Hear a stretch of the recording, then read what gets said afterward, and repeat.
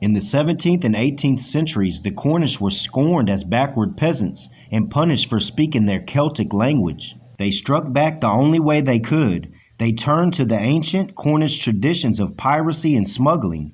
Cornish records lured English ships into the rocky coast. The practice became widespread that the Cornish coast came to be called the graveyard of ships. In early 1990, Cornish nationalists sold shares in tin mines to thousands of Cornish, which they claimed exempt then from paying English taxes, based on the charter granted the Cornish tin miners by Henry VII in 1508.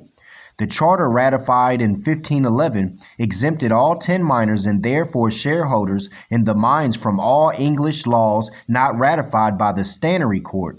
An ancient tin miners that continues to function now often as a forum for nationalist views, the original Latin copy of the charter was discovered in 1980. In November 1998, the last tin mine to close was purchased by an investment company, always selling your land for crumbs. In March 1999, the mine was reopened with 250 workers. Nonetheless, mining, although an integral part of Cornish history, is now nearly extinct and has lost its importance to the Cornish culture. Immigration remains the traditional answer to high unemployment and economic hardship, but the region's population has continued to grow due to the number of foreigners from other parts of lands settling in the region. The population grew by about 10% between 1990 and 2000, even though the native Cornish population declined. Cornwall is the poorest territory and has one of its highest rates of unemployment. Average weekly earnings in Cornwall are 23% below the national average.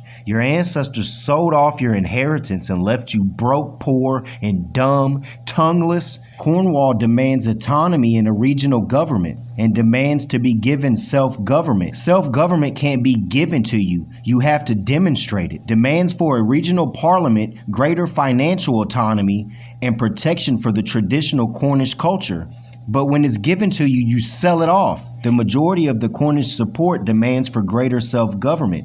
They claim that Cornwall belongs to the Cornish and has been so for the past 3,000 years.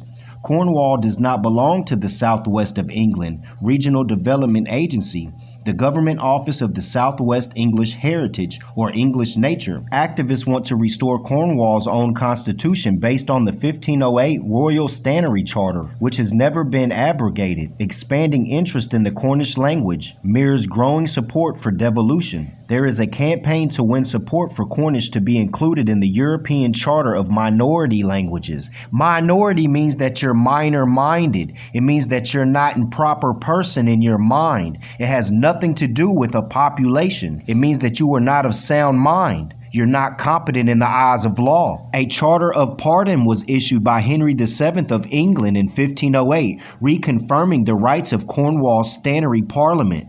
How are you going to claim to be self-government but want to use as a foundation something that was created by Henry VII of England? But you say you're not governed by England because you want to be self-governed. So if you wonder why you feel oppressed, it's because they know you are incompetent. The Cornish Stanaries were suspended as a consequence of the Cornish Rebellion of 1497, which 1492 is when the Moors were taken over because that's the Moorish Empire. So all this is saying is this little 1508 Charter of Pardon means that you are willing to be passive and put your head down is what it means. And if you want to fight back in any way, it can be suspended. Again, 1492 is when the Moors were took over. The Moors is who brought you out of darkness into marvelous light, taught you how to take baths, taught you law, taught you to stand upright, independent, and fearless. That's where your authority comes from, is from the Moors. That's the true Celtic culture. Henry VII restored them in return for a payment from the tin miners.